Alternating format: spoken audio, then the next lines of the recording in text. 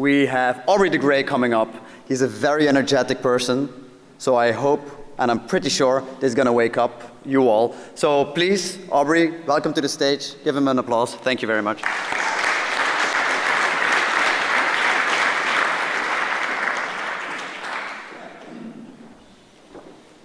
Well, thank you very much, Jeroen. It's great to be here again. I was here last year.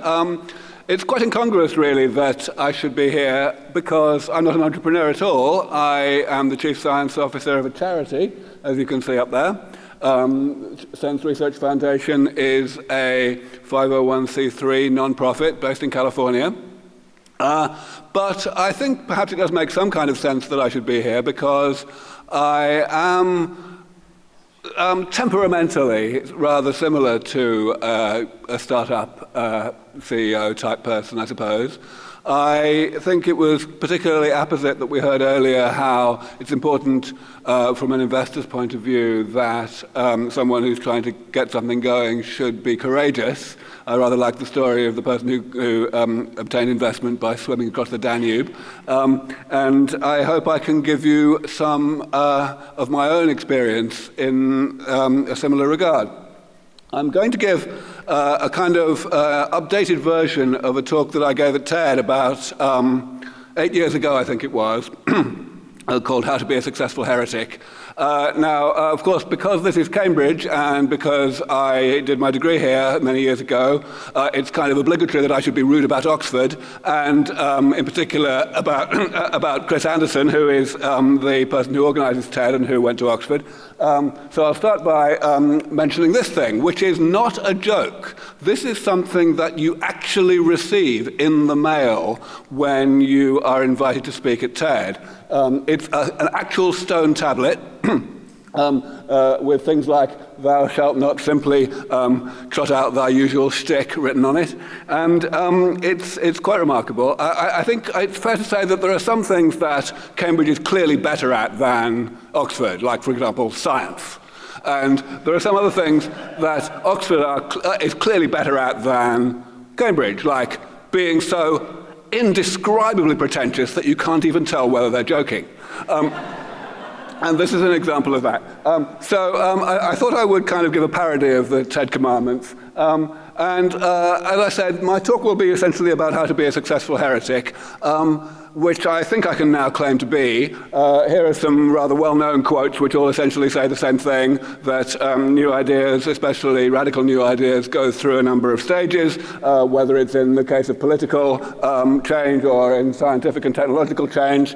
It's essentially the same idea. The ideas for which I'm best known were originated in the year 2000, so 15 years ago, and I started putting them out there probably a year or two later. I went through, I would say, the first 3 Gandhi stages at a fairly good clip of about 2 years per stage, which is rather faster than most people succeed in managing.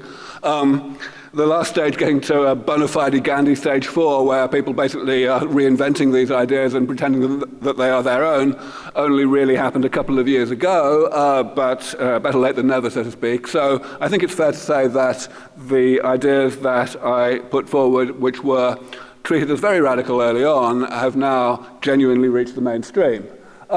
This is the first rule of being a heretic and getting away with it. Actually, do your homework and don't say things that are actually incorrect.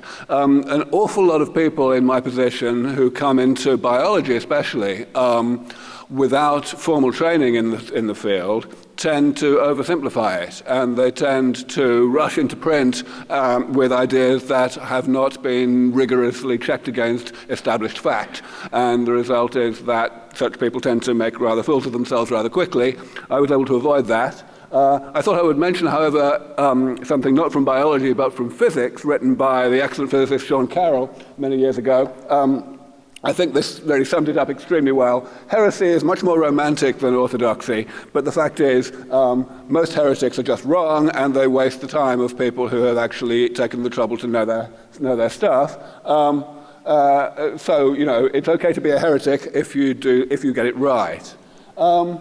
I think I should also, however, mention that there are various characteristics of being a heretic that do not relate so much to the content of what one is saying as to the presentation. So the talk that I gave at TED in 2006, which is probably the single presentation out of all the hundreds I've made over the years that has gained the most attention and indeed support for this work, this was the title of it. I didn't mess about. The fact is, as far as I'm concerned, the work I do, which as some of you probably know, is to try to bring aging under comprehensive medical control.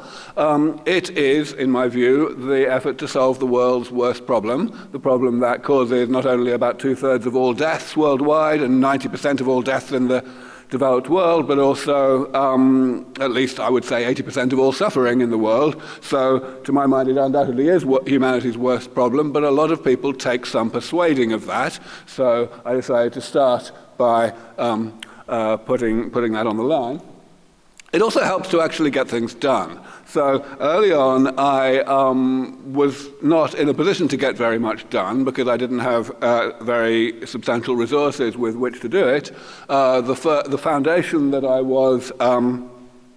was running back in, or co-running back in 2003, 2004, was built on essentially no money, and all we were able to do was essentially raise the profile of longevity research. But as time went on and we were able to attract more and more philanthropic support, we were able to do rather better than that. And this is a summary of some of the things we've done recently. Demonstrating how to essentially develop a real cure for atherosclerosis, the #1 killer in the Western world. Also to eliminate the material that causes a rather obscure disease named systemic cardiac amyloidosis. It may be obscure, but it won't be obscure for long because it turns out to be the #1 killer of people over the age of about 105. Various other things that we've published in rather prominent journals over the past few years that are proof of concept early stage steps towards the implementation of vastly, dramatically more effective treatments against aspects of aging than anyone has achieved before. So this is the kind of thing that we are trying to do at SENS Research Foundation. Now, I mentioned earlier on that when I started out, it was a little bit hard going trying to actually get these ideas across to people and get them into the mainstream. Certainly 10 years ago, I was having to put up with quite a lot of opposition. The Washington Post wrote a little article on me called The Invincible Man. I'm not quite sure that that's an accurate adjective, but certainly indomitable is fairly good, because I had to live with things like this that were being said in the academic literature, essentially to the effect that what I was doing was unscientific. The actual fact of the matter was that the challenges were unscientific, and it was rather gratifying to see that certain neutral experts that were invited to comment on this controversy came down rather firmly on my side.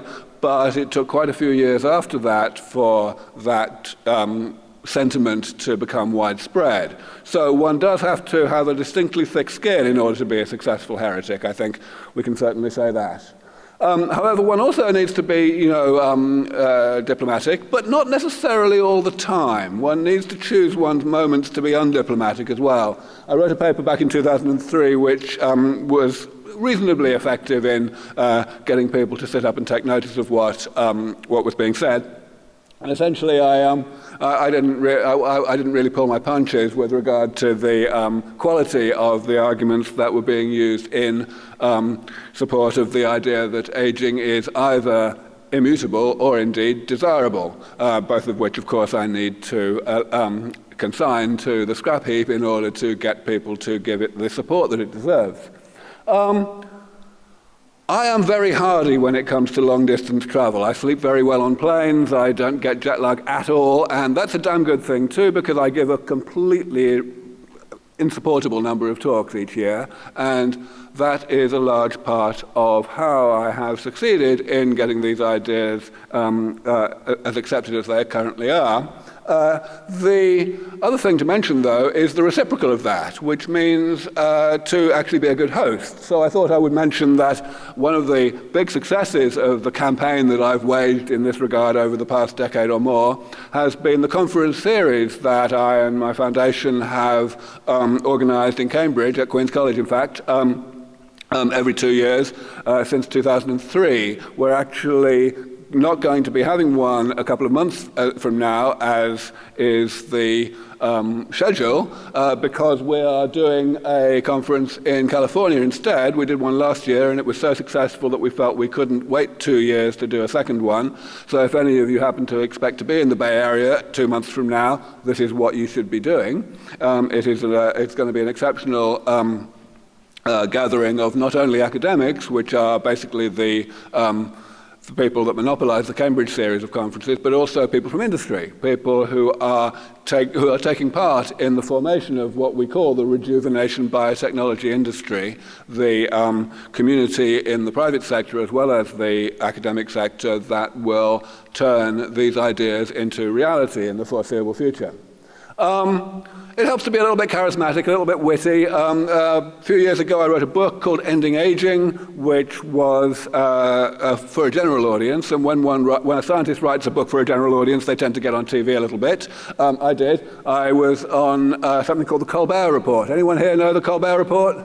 If you do, jolly good. Yeah, it's a US show, of course. I don't have the video, unfortunately, but suffice to say that I can claim to be one of very few people who succeeded in making Colbert laugh on camera, just by, I can't remember exactly what I said. But anyway, the upshot was that he was actually much more supportive than his reputation would suggest, the more combative approach that he normally takes.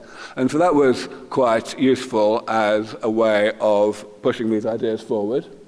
I want to talk a little bit about the difference between being inspirational and being organizational. Some people like to think of me as the kind of the spiritual leader of the anti-aging movement. There's a reason why they don't have the phrase spiritual manager in the vocabulary. There isn't one, it's kind of the opposite. I'm really not a manager, but of course it's vital to have all of those skills in one's organization in order that the organization should succeed. And certainly my CEO, Mike Cope, and other people in our organization complement my own skills very effectively in that regard, and it's really important to have all that. So, when I was speaking at TED in 2006, one of the other participants was Richard Branson. I certainly think he stands out as a particularly inspirational business leader in this country and perhaps worldwide. And in fact, the interview that he did with Chris Anderson on stage at that conference was a very good example of that. I think it's on the TED website if you fancy going along and having a look. This is an important thing. A lot of people who are running organizations, especially startup organizations, often think rather proprietarily about their organization itself, their company, and perhaps not enough about the context of what they're trying to do, the wider context of how their company will fit into the ecosystem, so to speak. I suppose this applies even more for someone like myself who is working in the non-profit sector, but I feel it applies throughout. And this is a kind of example of what I mean. These are a list of things that have happened to SENS Foundation over the past year or so. And as you can see, they're all, in one way or another, tech transfer events. They are cases where either a major donor or an employee or even a funded researcher has gone off and actually created a company and has taken some of our intellectual property forward into the private sector. This is exactly what we want to achieve, not just the creation of a successful organization and the perpetuation and growth of that organization, but the creation of an entire industry around it that will make not only the organization, but the goals of the organization succeed more rapidly and more conspicuously than it otherwise might. Finally, I just want to say, again, be right, but also be able to communicate why you're right. So I mentioned this book that I wrote several years ago. It's still pretty relevant. It's, as I say, written not for necessarily people who have biology training. It is, however, very thorough. You will not read it in one sitting. It is something that takes a bit of effort to get through, but it's worth it. And I want again to mention this conference, which will be an enormously good showcase for, again, the general public, as well as for those in industry and academia, of what we do. And I'll stop there so that we can all go off to the reception. But thank you very much for your time.